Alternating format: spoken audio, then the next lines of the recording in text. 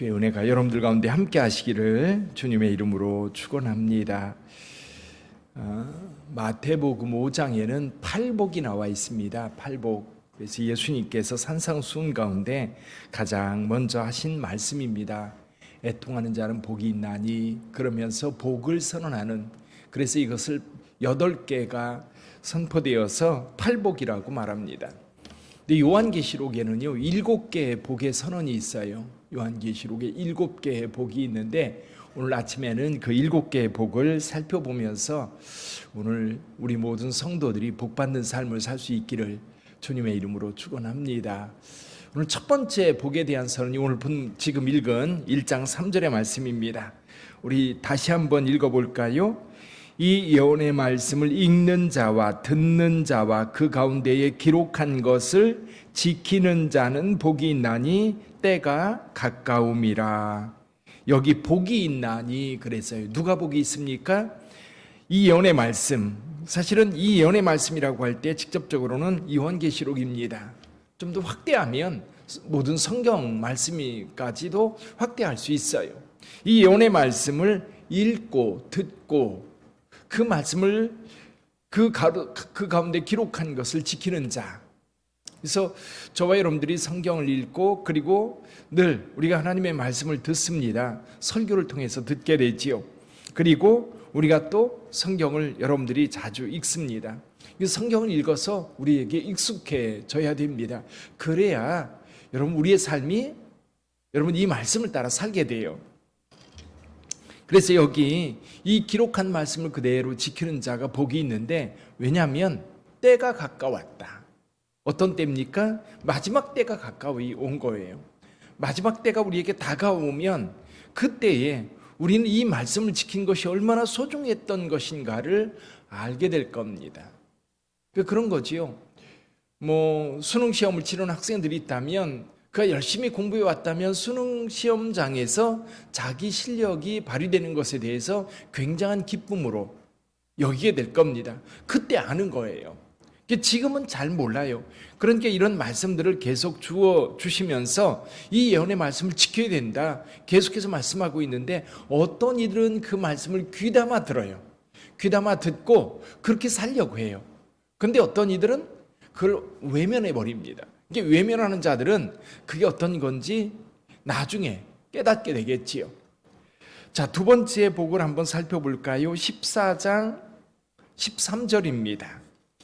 14장 13절의 말씀입니다.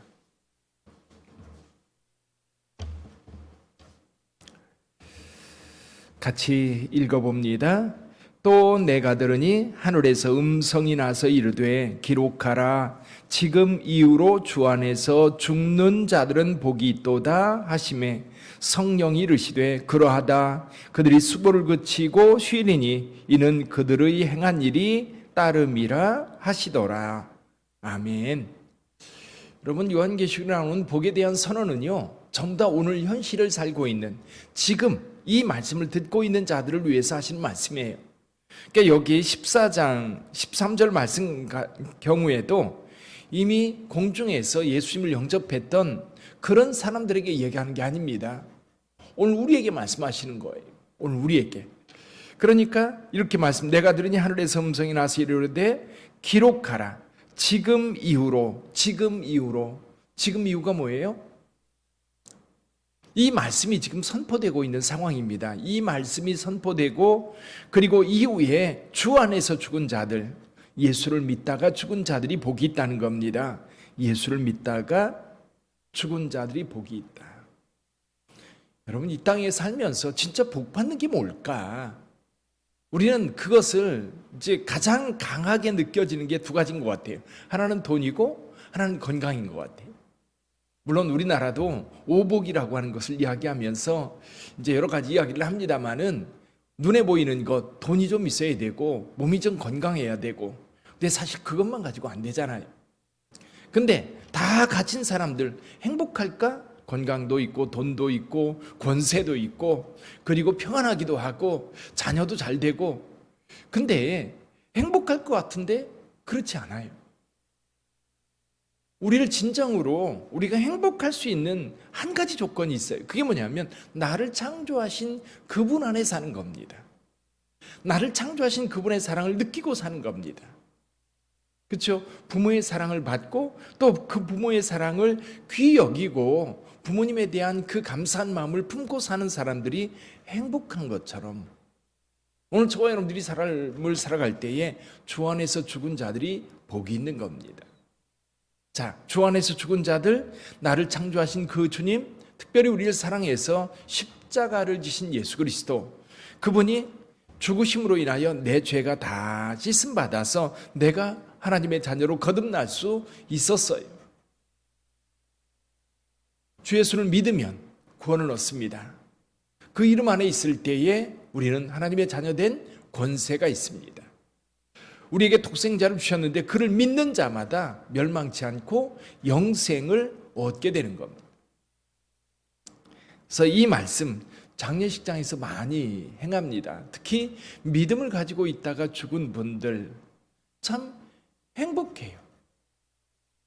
두려움이 없어요. 장례식장에 많이 가다 보니까 극명해요. 분명하게 들어져요. 주 안에서 죽은 자들의 가정은 정말 평안합니다.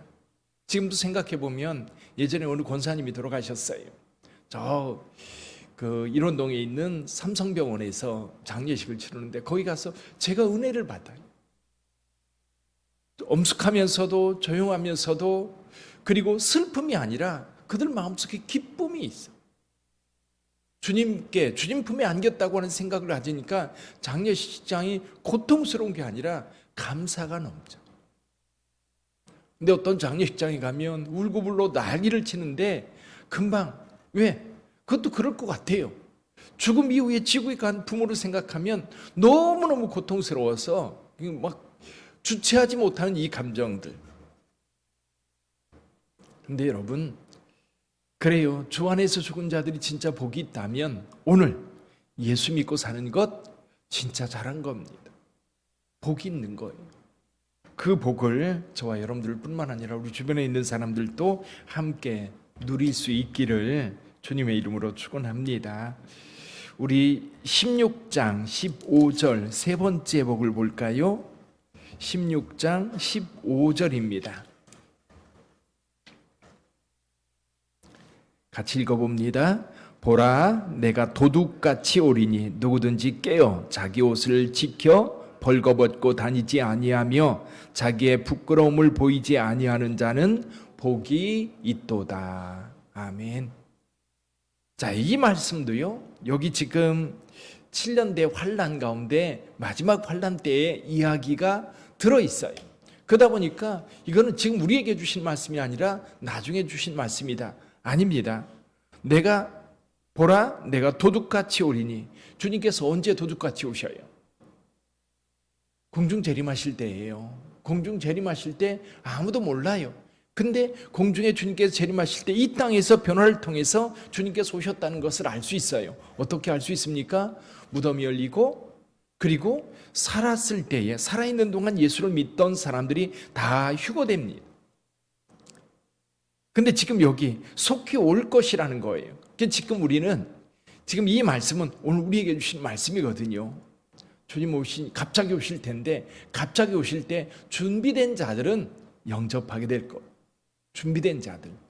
준비가 안 돼 있으면 당할 거예요. 세상 사는 것도 그렇잖아요. 준비된 자들은 누립니다. 준비된 자들은 위기가 와도요 극복합니다. 그런데 준비되지 않으면 위기가 왔을 때에 당합니다. 전에 일본에 쓰나미가 일어서 그 원전까지 다 덮였던 적이 있지요. 근데요, 한 해변만은 물이 덮치지 않았대요. 그 해변에는 방파제를 쌓아뒀던 거예요. 방파제 높이를 여러분 9m 정도 이렇게 쌓아놨던 거예요. 거기 이제 그 지역, 그 시장이 언젠가는 이렇게 높은 파도, 쓰나미가 밀려올 것을 예측하고 미리 준비해 놨던 겁니다. 이번에 우리 포항 지역에 폭우가 쏟아져 가지고 작년에 그 지하 주차장에 물이 차가지고 차 빼러 들어갔던 사람들이 많이 죽었잖아요. 근데 그 가까이 있는 아파트 하나는 여러분 차수막을 그 물 들어가지 못하도록 그걸 설치해 놨던 거예요. 막아 놓으니까 차에 그 지하 차도에 물이 들어가지 않았던 겁니다. 지하 차도는 문제가 뭐냐면 그 지하 주차장은 차가 들어가야 되니까 바다가 도로하고 이 들어가는 입구하고 같은 거예요. 지하철 같은 경우 우리가 걸어서 계단 올라가서 다시 내려가니까 비가 많이 와도 지하철은 물이 안 들어가도록 그렇게 되어 있거든요. 근데 지하 주차장은 그렇지 않거든요. 준비된 자들은 당하지 않습니다. 근데 진짜 준비할 게 뭐예요? 이거예요. 내가 도둑같이 오리니 누구든지 깨어 자기 옷을 지켜 벌거벗고 다니지 아니하는 자, 자기의 부끄러움을 보이지 아니하는 자. 이게 뭘까요? 죄입니다. 죄. 나를 더럽게 하는 죄들.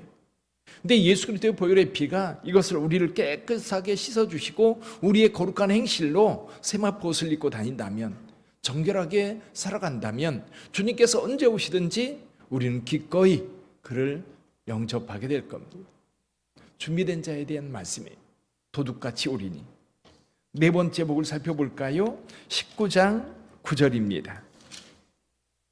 19장 9절 같이 한번 읽어봅니다. 천사가 내게 말하기를 기록하라. 어린 양의 혼인잔치에 청함을 받은 자들은 복이 있도다 하고, 또 내게 말하되 이것은 하나님의 참되신 말씀이라 하기로. 아멘. 여기 어린 양의 혼인잔치에 청함을 받은 자들은 복이 있도다. 여러분 복음서에 예수께서 하셨던 비유 가운데요, 그 혼인잔치 비유가 있습니다. 자, 어떤 사람이 아들을 위하여 잔치를 준비했습니다. 여러분 미리 많은 사람들에게 초대장을 보냈어요. 여러분 그 초대장을 받는 것 자체가요 너무너무 행복한 일입니다. 이번에도 어떤 분이 자녀 결혼한다고 초대장을 줬어요. 근데 이 초대장 어떤 사람들에게는 주지 않고 어떤 사람에게만 줍니다. 요즘에는 그런 것 같아요. 호텔에서 예식을 하면 인원수가 제한되어 있어요. 400명 제한되어 있으니까 이제 누구누구를 초대하느냐 하면 신랑 부모로 100명, 신랑 친구로 100명, 직장 친구 뭐 이런 여러 가지 있죠. 그리고 또 그 신부 측 부모님의 100명, 그리고 신부 친구들로 100명, 직장이라든지 그렇게 해서 좀 부족하면 더 채우고, 그래서 400명. 그러니까 누구는 초대하고 누구는 초대하지 않을 수밖에 없는 거예요. 다 초대할 수 없는 거예요. 근데 여러분 초대받았어요. 여러분 사실은 우리 모두가 어린 양의 혼인잔치에 초대받은 줄 믿습니다. 근데 문제는요, 초대받았어도 그 초대받은 것을 가지고 현장에 가야 됩니다. 지금 여기 어린 양의 혼인잔치에 청함을 받은 자들, 여러분 이 혼인잔치에 청함을 받았는데 여러분 그 청함 받은 것을 무시한다면 그 사람은 청함 받지 않은 거나 마찬가지예요. 그리고 그 잔치에 들어가야 돼. 그래서 이제 혼인잔치가 벌어졌고 막상 당일날 종들을 보내서 잔치가 준비되었습니다, 오십시오라고 할 때에 어떤 사람은 오지만 각자 바빠가지고 못 와요.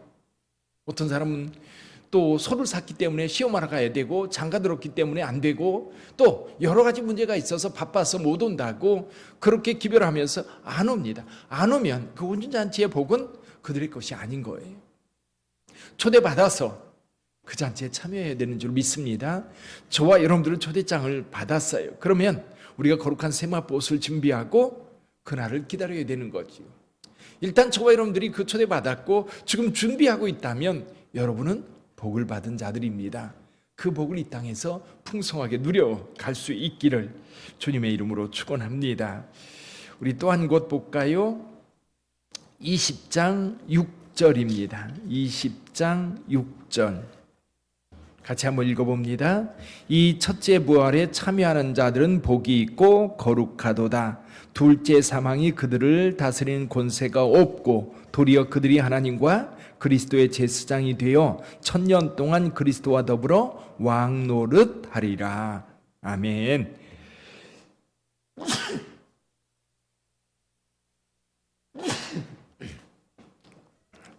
자, 여기 첫째 부활이 뭐예요? 첫째 부활. 예수님께서 고린도전서 15장에 보면 예수께서 부활의 첫 열매가 되셨습니다. 첫 열매가 되셨고 이 첫 열매를 따라서 첫 번째 부활이 일어나게 될 텐데, 첫째 부활이 뭐냐면 우리가 공중에서 주님을 영접하는 그때예요. 휴거가 되는 그때. 그러니까 예수님께서 공중 강림하시고 이 땅에 있는 무덤이 열리고 그리고 변화되어서 우리가 전부 다 공중에서 주를 영접하게 될 겁니다. 이게 첫 번째 부활이에요. 이 첫 번째 부활에 참여하는 자가 복이 있다는 겁니다. 두 번째 부활은요, 나중에 모든 자들이 다 부활하는 거예요. 언제? 백보자 심판 때. 다 부활해서 그때는 이제 다 영혼이 갈라지는 거지. 그러니까 첫 번째 부활에 부활하는 자들은 이 땅에 일어나는 대환란을 겪지 않아도 되는 겁니다. 그래서 우리가 오늘 예수 그리스도를 잘 믿고 갈 때에 이 첫째 부활에 참여하게 되는 줄 믿습니다. 저와 여러분들에게는 그 첫째 부활이 예비되어 있는 자들이에요. 약속되어 있는 자들이에요. 이 첫째 부활에 참여할 수 있기를 주님의 이름으로 축원합니다. 또 한 곳 볼까요? 22장 7절입니다. 22장 7절 같이 한번 읽습니다. 보라, 내가 속히 오리니 이 두루마리의 예언의 말씀을 지키는 자는 복이 있으리라 하더라. 아멘. 자, 두루마리의 예언의 말씀을 지키는 자, 예언의 말씀을 지키는 자 1장 3절에서 똑같이 말씀하셨어요. 그렇죠? 말씀을 읽고 듣고 지키는 자가 복이 있고, 여기서도 마찬가지입니다. 말씀을 지키는 자가 복이 있고, 마지막 말씀 한번 더 볼까요? 12절의 말씀, 14절 말씀입니다. 14절 같이 읽어봅니다. 자기 두루마기를 빠는 자들은 복이 있으니 이는 그들이 생명나무에 나가며 문들을 통하여 성에 들어갈 권세를 받으려 함이로다. 아멘. 자, 여기 그 7절에서도 하나님의 말씀을 지키는 자가 복이 있다면 14절에서는 두루마기를 빠는 자들이 복이 있대요. 두루마리를 빠는 자들. 무슨 얘기입니까? 우리의 거룩한 행실을 만들어 가는 거예요. 거룩한 행실을. 우리 주님께서 기뻐하시는 행실을 행하여 우리가 하나님의 말씀대로 우리 자신을 정결하게 준비시켜 가는 자들이죠. 혼인잔치에 참여하려면 준비되어야 합니다. 예수께서 말씀하셨던 그 혼인잔치 비유에서 여러분 잔치 자리에 다 세마포옷으로 준비되어 있는데 예복을 준비하지 않고 그냥 들어온 사람이 있었어요. 그 주인이 쫓아냅니다. 준비되지 않으면 안 되는 거예요. 저와 여러분들이 준비된 자로 하나님 앞에 설 수 있기를 바랍니다. 자, 마태복음에는 8복이 있다면 요한계시록에는 7개의 복이 있는데 7개의 복 전부 다가 뭐냐면 준비하는 자예요. 오늘 하나님의 말씀을 듣고 뒤에 마지막 때에 이루어질 일을 사도 요한을 통해서 들었어요. 들은 자들은, 듣는 자가 복이 있을 뿐만 아니라 들은 자들은 거기에 맞게 살아야 돼. 그 맞게 살아야 돼. 듣고 그냥 잊어버리면 그 말씀은 아무 의미가 없는 거예요. 마지막 때를 우리가 살아가고 있습니다. 언제 하나님께서 저희들을 부르실지 몰라요. 여기 우리가 함께 예배를 드리지만 누가 먼저 갈지 아무도 몰라요. 누가 나중에 갈지 아무도 몰라요. 그러나 준비된 자들은 그날이 부끄럽지 않을 거예요. 준비된 자들은 그날이 행복할 거예요. 요한계시록 백문백답이라고 하는 책을 썼던 염현경 목사님이 지난 12월에 저희 감찰구역 4주 동안 이 요한계시록 성경 공부를 했거든요. 근데 지지난주에 갑자기 하나님의 부름을 받았어요. 근데 저희들한테 강의할 때도 폐암 말기였어요. 폐암 말기여서 늘 그거 하는 얘기가 그거였어요. 언제 주님이 부르실지 모르지만, 그거예요. 언제 주님이 부르실지 모르지만. 근데 지지난주 수요일 날 예배를 드리고 갑자기 심장마비로 가셨어요. 생각해 보니까 그는 늘 준비되어 있었던 것 같아요. 늘 준비되어 있어서 하나님이 부르실 때 언제든 가도 상관없는. 생각해 보면 오늘도 저와 여러분들이 그런 태도가 필요하지 않을까. 늘 준비되어 있고 언제 불러도 아멘 하고서 주님 앞에 갈 수 있도록. 이게요, 우리가 죽음 이후에 주님께서 준비된 그 나라가 있음을 확신하고 믿는 자들에게는 그날이 기다려지면서 준비하지만, 그것이 예비되어 있지 않은 자들은 두려운 거예요. 무서운 거예요. 겁나는 거예요. 그러니까 얘기 자체를 안 하려고 하는 거예요. 얘기 자체를 안 하고 피하려고 하는 거지. 피한다고 될 일이 아닙니다. 오늘도 복받은 자로 여러분들이 사시기를 주님의 이름으로 축원합니다. 기도하겠습니다.